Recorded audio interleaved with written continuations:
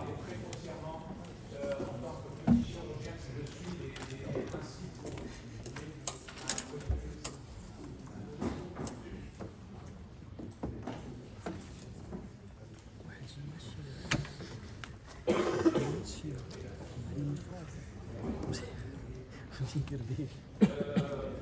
pourquoi c'est important? C'est important pour compreniez. Il y a deux choses dans le prothèse de genou. Il y a l'instrumentation et il y a le dessin de la prothèse. Donc, moi je vous invite, quand vous voyez les représentants des laboratoires venir vous voir, vous dire le dessin, si, machin et tout. Vous demandez aussi à voir ou qu'ils vous montrent l'instrumentation. C'est important de bien vous approprier une instrumentation et chaque temps l'instrumentation. C'est ce que j'ai essayé un peu de décortiquer pour chaque étape. Et il faut que vous compreniez que chaque fois que vous prenez une pièce, une instrumentation voici, quelles conséquences ça va avoir. Pourquoi? Ça va bien. Et quand à une étape, il y a quelque chose de différent, il faut que vous puissiez revenir à l'étape précédente pour comprendre ce qui va se passer à l'étape suivante.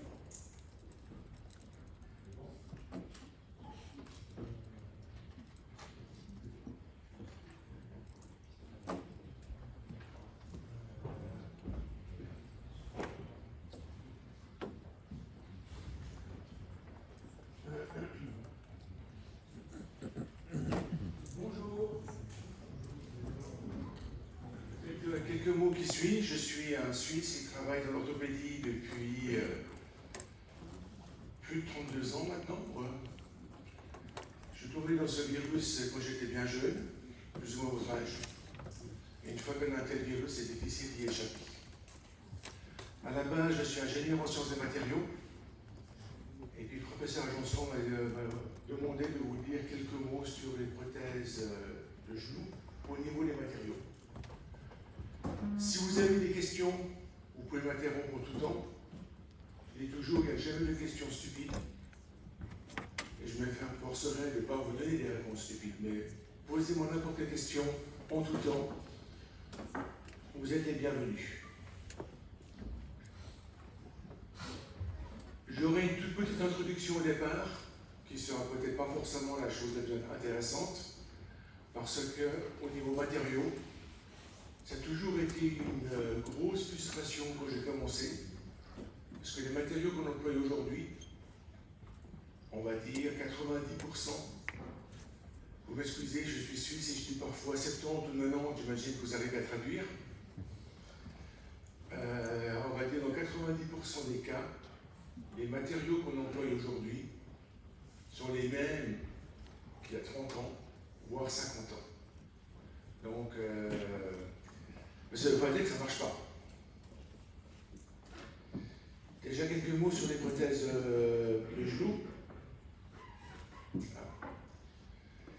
Tout d'abord, c'est un grand marché. Typiquement, il y a 2 millions de prothèses de genoux qui sont posées au niveau mondial. Quand on imagine au niveau purement mécanique, un patient fait entre 1 et 5 millions de pas par année. Donc imaginez qu'un patient qui a 50 ans, qui est actif, qui va vivre durant 30 ans, donc imaginez le nombre de cycles que doit survivre la prothèse. Et c'est pas comme une voiture, on peut les faire un service. Je dis a priori, le but de tout le monde, des chirurgiens et des ingénieurs, c'est que la première prothèse qui est posée, et effectivement c'est bien posé par le chirurgien, ça va nous aider, mais de faire en sorte que la première prothèse qui soit posée soit également la dernière. Et également au niveau des charges, au niveau biomécanique, c'est toujours des choses qui m'ont surpris. Au niveau de la hanche, on peut avoir jusqu'à 8 fois le poids du corps sur la prothèse de hanche, et qu'on peut avoir 5 fois le poids du corps sur la prothèse de genou. Donc ça veut dire purement au niveau mécanique. J'aime pas employer le mot challenge, c'est presque un défi au niveau de l'ingénierie d'avoir quelque chose qui va fonctionner aussi longtemps, sans service. Maintenant qu'on essaie de voir ce que les matériaux doivent avoir comme propriété. vous ai mis ici quelques petites choses. C'est clair que par exemple, la biocompatibilité doit être donnée. Au niveau mécanique, ça doit tenir la route. La corrosion, je ne veux pas dire que les impôts rouillent, mais sachez qu'une corrosion est toujours là. La corrosion est extrêmement faible, mais elle n'est jamais nulle. Par exemple, si vous prenez un patient qui a des genoux bilatéraux et que vous mesurez par exemple le cobalt et le chrome dans le sang du patient, ce sera mesurable. Parce qu'il y a une corrosion passive de nos alliages. Ce n'est pas grave parce que vous trouverez également du cobalt et du chrome dans les urines. Ça veut dire qu'il y aura un équilibre entre la production de la corrosion, si vous voulez, et son élimination. C'est clair que d'avoir une bonne résistance à l'usure, c'est une bonne idée, parce que vous allez voir que l'usure du polyéthylène est un des facteurs limitants au niveau des prothèses articulaires. Si vous avez quelque chose de non cimenté, d'avoir une bonne interface entre l'implant et l'os, c'est aussi une bonne idée. Et puis c'est clair que si c'est facile à fabriquer pour nous, tant mieux. Mais cette liste, on peut la faire quasiment aussi longue que possible. Et ça montre que ça n'est parfois simple, mais ce ne l'est pas toujours. Et la chose qui est relativement embêtante, c'est ce que je vous disais. Et je ne veux pas vous faire un catalogue de métaux, parce que ce sera embêtant pour vous et pour moi. Mais ça veut dire qu'au niveau orthopédie, et là c'est plus ou moins dans sa généralité, par exemple, on a deux types d'acier. On a du titane pur et quelques alliages. On a peut-être 4 ou 5 alliages de cobalt chrome qui peuvent être soit coulés, soit forgés. Et peut-être le seul matériau qui est relativement nouveau, qui n'existait pas quand j'avais votre âge, c'est le tantal. Au niveau des polymères, moi c'est clair que au niveau articulaire, on a toujours droit à du polyéthylène.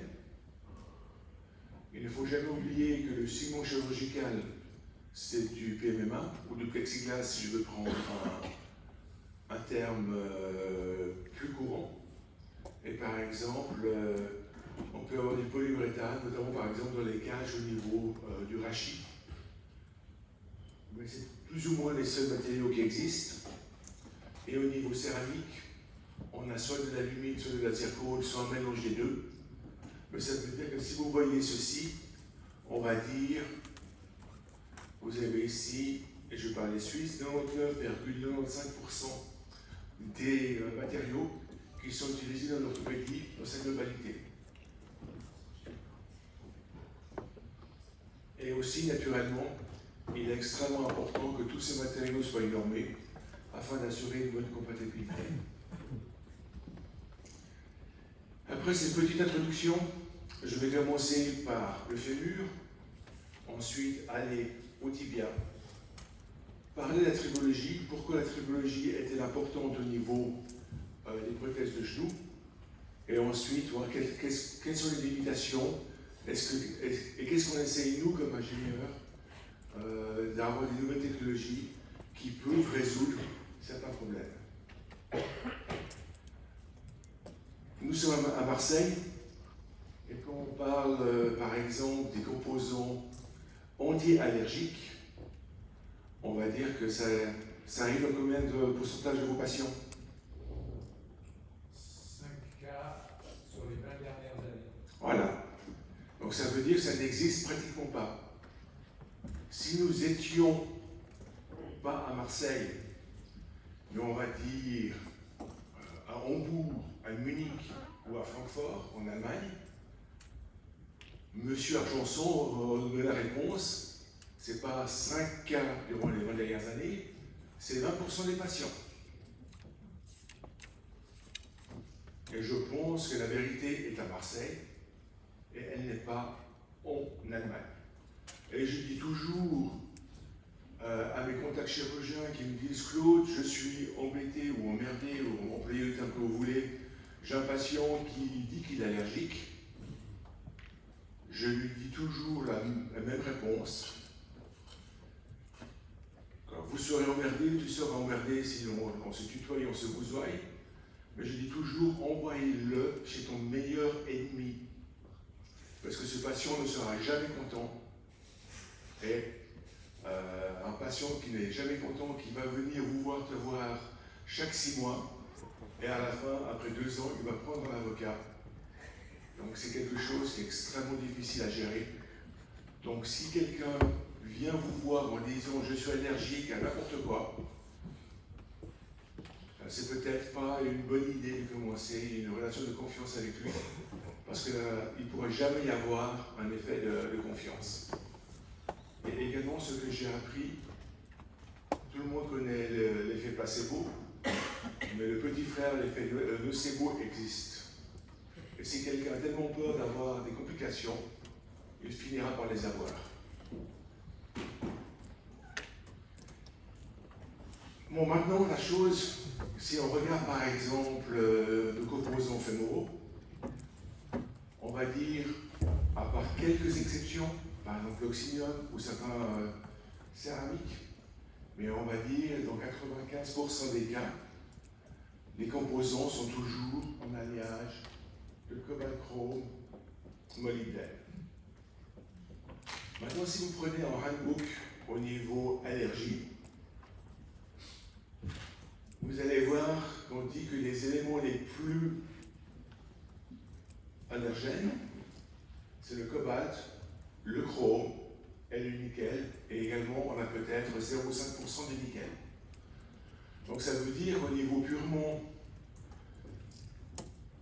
au niveau des allergies, c'est difficile de faire pire, on pourrait encore rajouter peut-être du beryllium. Donc, si vraiment quelqu'un, c'est peut-être les 5 patients sur ces 20 ans, qui est vraiment allergique à un de ces éléments, ce qu'il faut faire, c'est faire en sorte que ces éléments ne soient pas en contact avec le patient. Donc, qu'est-ce qu'on peut faire? On peut faire un traitement de surface sur l'alliage de cobalt-chrome. Vous allez voir, c'est typiquement ces revêtements au nitrure de titane. Vous avez une prothèse qui est dorée. Sur le titane est un très bon matériau parce qu'il n'est pas du tout allergène, mais c'est un mauvais matériau au niveau de l'usure. Donc il faut améliorer la résistance à l'usure pour le titane, ou vous pouvez prendre la solution faite par Smith & Nephew avec l'oxynium, ou regarder en composant céramique.